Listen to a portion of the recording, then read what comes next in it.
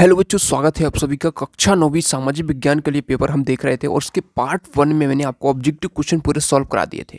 जिनने वीडियो नहीं देखा है, पूरा डिटेल में वीडियो देखना है, आप चैनल पे जाकर देख सकते हैं। डिस्क्रिप्शन में लिंक मिल जाएगा, वहाँ से देख सकते हैं। टेलीग्राम को ज्वाइन कर लेना, वहाँ पर भी लिंक मिल जाएगी, वहाँ से भी देख सकते हैं।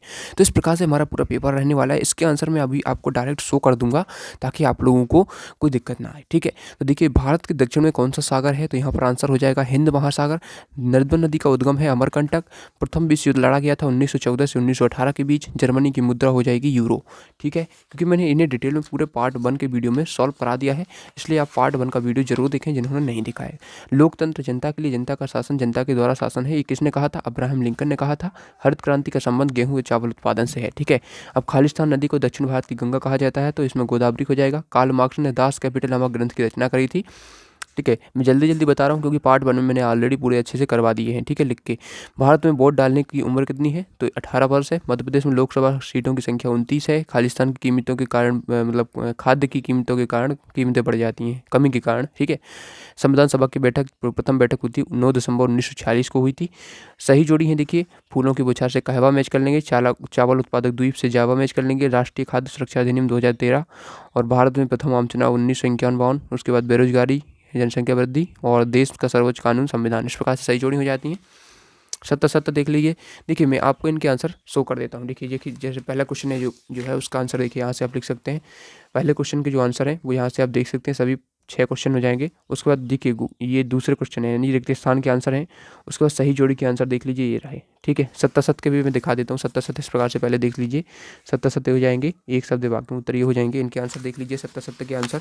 ठीक है, लू शीतकाल में चलने वाली गर्म हवाएं, तो ये असत्य हो जाएगा। शीत में नहीं, ग्रीष्म में चलती हैं। भारत दुनिया का क्षेत्रफल की दृष्टि से 7वां बड़ा देश है, तो जी हाँ, सत्य है। जार निकोलस लोकतांत्रिक शासक था, तो ये असत्य हो जाएगा। इस प्रकार से देखिए सभी प्रश्न है जो इसके आंसर यहाँ से आप कर सकते हैं 70-70 के। ठीक है, उसके बाद देखिए यहाँ पर हो जाएंगे एक शब्द वाक्य में उत्तर। इनके आंसर देखिए ये रहे हैं।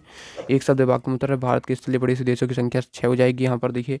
उसके बाद देखिए दूसरा प्रश्न है, युंगफोंग क्या था? तो 14 साल से कम उम्र के लिए बना एक नापसी युवा संगठन था। तीसरा है, पालमपुर की एक गैर कृषि क्रिया का नाम, तो ये दुकानदारी हो जाएगी।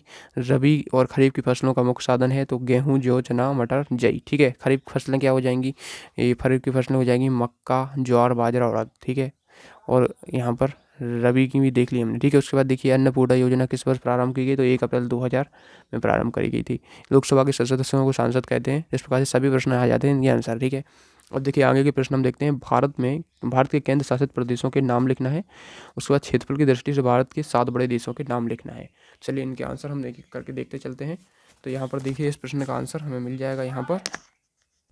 तो देखिए इस प्रश्न का आंसर, भारत के केंद्र शासित प्रदेशों के नाम लिखना है। तो देखिए भारत के केंद्र शासित प्रदेश कौन कौन से हैं? दिल्ली, जम्मू कश्मीर भी हो गया, अब लद्दाख भी हो गया, अंडमान निकोबार द्वीप समूह, चंडीगढ़, दादर नगर हवेली एवं दमन और दीव, लक्षद्वीप, पुदुचेरी। ठीक है, तो इस प्रकार से यहाँ पर आपके सभी हो जाएंगे। ठीक है, इस प्रकार से इनको कर लीजिए याद। ठीक है, उसके बाद देखिए क्षेत्रफल की दृष्टि से विश्व के 7 बड़े देशों के नाम लिखना है। तो क्षेत्रफल की दृष्टि से देखिए, पहला हो जाएगा रूस, दूसरा कनाडा, तीसरा चीन, चौथा संयुक्त राज्य अमेरिका, पाँचवा ब्राजील, छठा ऑस्ट्रेलिया, सातवां भारत। ठीक है, तो इसमें इस प्रकार से 7 आपको लिख लेने हैं। अगला देखिए, मानसूनी वर्षा की विशेषता लिखना है। कोई 2 विशेषता बताना है। तो मानसूनी वर्षा की जो विशेषताएं हो जाएंगी वो यहाँ से आप कर लीजिए। ठीक है, ये रहा मानसूनी वर्षा की विशेषता। ठीक है, देखिए ये रहा मानसूनी वर्षा की विशेषताएं। भारत में मानसून अनिश्चित होता है और भारत के विभिन्न स्थानों में प्रतिवर्ष प्राप्त होने वाली वर्षा की मात्रा में बहुत परिवर्तनशीलता पाई जाती है। ये 15% से 80% तक होती है। ठीक है, तो ये 2 आपकी मानसूनी वर्षा की विशेषताएं हो जाएंगी। अथवा में पूछा है मौसम और जलवायु में अंतर लिखना है। तो मौसम और जलवायु में जो अंतर है वो इस प्रकार से आप यहाँ से कर सकते हैं, मौसम और जलवायु में अंतर। ठीक है, मौसम उस स्थान के तापमान, आर्द्रता, पवन दिशा और प्रवाह, वायुदाब, वर्षा आदि के तत्व वाले प्रभाव को कहते हैं, जबकि किसी विस्तृत क्षेत्र के लगभग 30 वर्षों के औसत मौसम को उस स्थान की जलवायु कहते हैं। ठीक है, इस प्रकार से इनको कर सकते हैं। उसके बाद देखिए भारत को विश्व में किन किन नामों से जाना जाता है। ठीक है, तो प्रश्न क्रमांक 8 है, इसका चलिए आंसर हम देख लेते हैं। ये रहा हमारा, भारत को किन किन नामों से जाना जाता है। तो प्रश्न 8 है, इसका आंसर देख लेते हैं। देखिए यहाँ से लिखेंगे भारत को भारतवर्ष, जम्बू द्वीप, भारत खंड, आर्यावर्त, हिंदुस्तान, हिंद, इंडिया, भारतीय उपमहाद्वीप आदि नामों से जाना जाता है। ठीक है, तो इस प्रकार से सभी आप नाम लिख सकते हैं। अगला पूछा है कोरोमंडल तट किसे कहते हैं। ठीक है, तो ये भी आपका 2 नंबर का अथवा वाला है प्रश्न। तो कोरोमंडल तट किसे कहते हैं, देखिए यहाँ से लिखेंगे कोरोमंडल तट भारतीय उपमहाद्वीप का दक्षिण पूर्वी तट क्षेत्र है। ठीक है, इस प्रकार से यह पूर्वी घाट तथा हिंद महासागर के बंगाल की खाड़ी के बीच स्थित है, कावेरी नदी के डेल्टा के पास। ठीक है, कृष्णा नदी के मुहाने पर है। ठीक है, इस प्रकार से इसको यहाँ तक आप कर सकते हैं। उसके बाद देखिए अगला प्रश्न हम देख लेते हैं। अगला प्रश्न हमसे क्या कह रहा है, अगला प्रश्न हमसे कह रहा है आतंक का राज किसे कहते हैं। ठीक है, तो प्रश्न 9वां है आतंक का राज। ठीक है, 9वां क्वेश्चन हमसे पूछ रहा है आतंक का राज क्या है। ठीक है, साथ ही पूछा है अथवा में है जैकोबिन क्लब के सदस्य कौन थे, इसके नेता कौन थे। तो पहले आतंक का राज हम देख लेते हैं। तो आतंक का राज किसे कहते हैं, तो इसका आंसर चलिए देख लेते हैं। हमारा प्रश्न 9वां है, इसका आंसर ये रहा हमारा आतंक का राज। देखिए यहाँ से लिख लेंगे अगर कोई व्यक्ति या कोई संगठन अपने आर्थिक राजनीतिक विचारात्मक लक्ष्यों की प्रतिपूर्ति के लिए देश या देश के नागरिक की सुरक्षा को निशाना बनाए तो उसे आतंकवाद कहते हैं। ठीक है, गैर राज्य कारकों द्वारा किए गए राजनीतिक एवं वैचारिक हिंसा भी आतंकवाद की ही श्रेणी में आती है। ठीक है, इस प्रकार से इसका आंसर हो जाएगा। उसके बाद देखिए अगला प्रश्न हम देख लेते हैं जैकोबिन क्लब के सदस्य कौन थे, इसका नेता कौन था। ठीक है, तो देखिए यहाँ से जैकोबिन क्लब के सदस्य मुख्यतः छोटे दुकानदार तथा कारीगर जैसे जूता चप्पल बनाने वाले, पेस्ट्री बनाने वाले, घड़ी साज छपाई वाले और नौकरवाद दिहाड़ी मजदूरी आदि थे। ठीक है, जो समाज के कम समृद्ध हिस्से से आते थे। मैक्सिमिलियन रॉबस्पियर एवं फ्रांसीसी वकील और राजनीतिज्ञ थे, वे इसके सदस्य थे। ठीक है, इस प्रकार से इसका आंसर हो जाएगा। ठीक है, यहाँ से आप पूरा देख लेंगे इसको। ठीक है, यहाँ से इसका आंसर ना हो जाएगा। अगला देखते हैं खूनी रविवार की घटना क्या थी। ठीक है, तो खूनी रविवार की घटना क्या थी, प्रश्न क्रमांक है हमारा 10 और ये मिल जाएगा हमें यहाँ पर। देखिए खूनी रविवार की जो घटना थी वो क्या थी, यहाँ से देख लीजिए। यहाँ ये रहा खूनी रविवार की घटना। रूस की जार सेना ने शांतिपूर्व मजदूरों तथा उनके बीवी बच्चों के लिए एक जुलूस पर गोलियां बरसाईं, जिसके कारण हजारों लोगों की जान चली गई थी। इस दिन चूंकि रविवार था इसलिए इस रविवार को खूनी रविवार के नाम से जाना जाता है। ठीक है, तो खूनी रविवार की घटना हो जाएगी। ठीक है, रूस की जार सेना ने, ठीक है, मजदूरों के बच्चों पर गोली चला दी थी। उसके बाद देखिए ड्यूमा पर टिप्पणी लिखना है। तो ड्यूमा क्या है, इसी में अथवा पूछा है, ड्यूमा पर टिप्पणी लिखिए।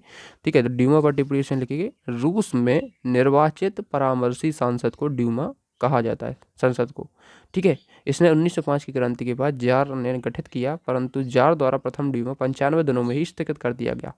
फैक्ट्रियों में केवल 31% महिला ही काम करते थी, परंतु उन्हें पुरुष श्रमिकों से कम मजदूरी मिलती थी।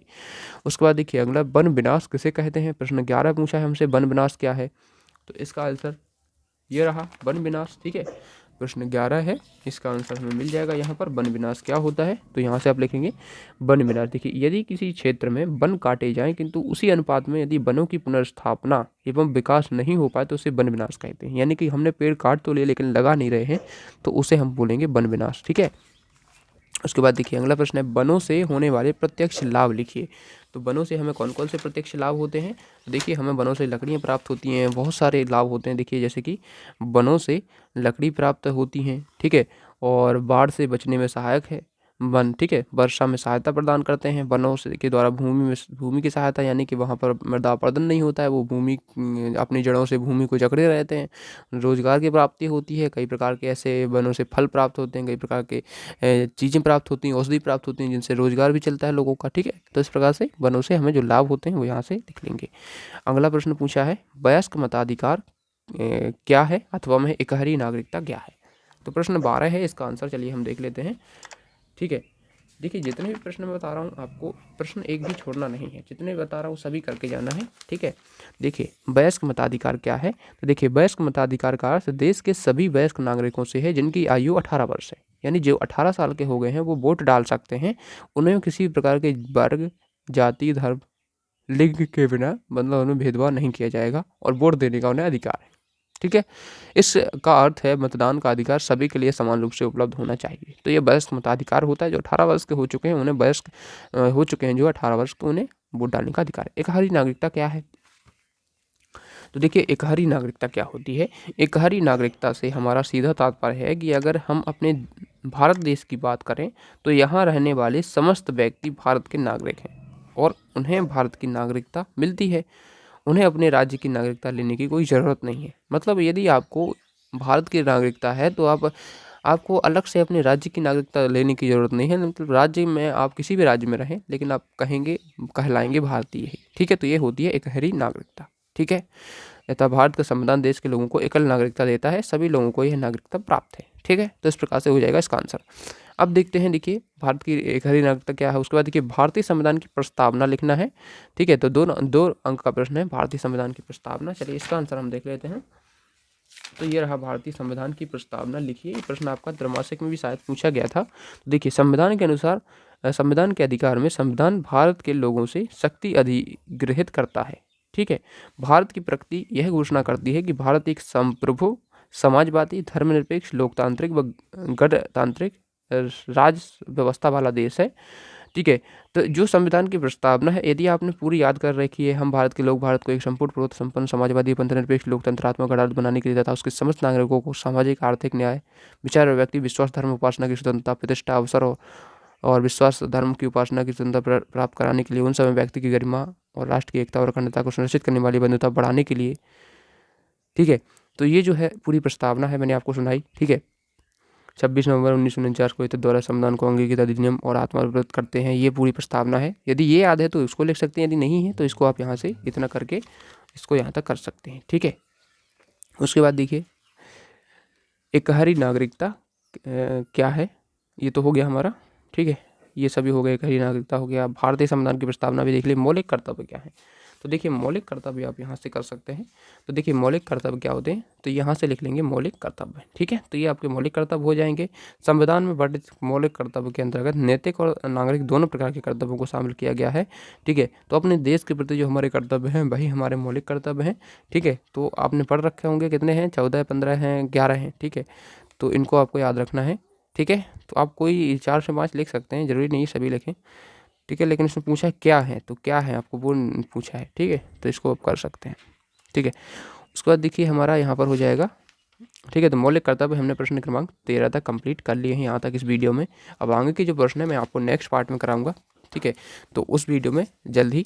ठीक है, ये पार्ट 2 था वैसे हमारा, अब पार्ट 3 आएगा जिसमें हम आगे के प्रश्न भी कंप्लीट कर लेंगे। चलिए अब मिलते हैं नेक्स्ट वीडियो में। Thanks for watching. सब्सक्राइब जरूर करना ताकि अगला वीडियो मिल पाए। साथ ही टेलीग्राम को ज्वाइन कर लीजिए। वेबसाइट पर आप इसका PDF डाउनलोड कर पाएंगे इस पेपर का, तो वेबसाइट पर आप जा सकते हैं PDF के लिए। Thanks for watching.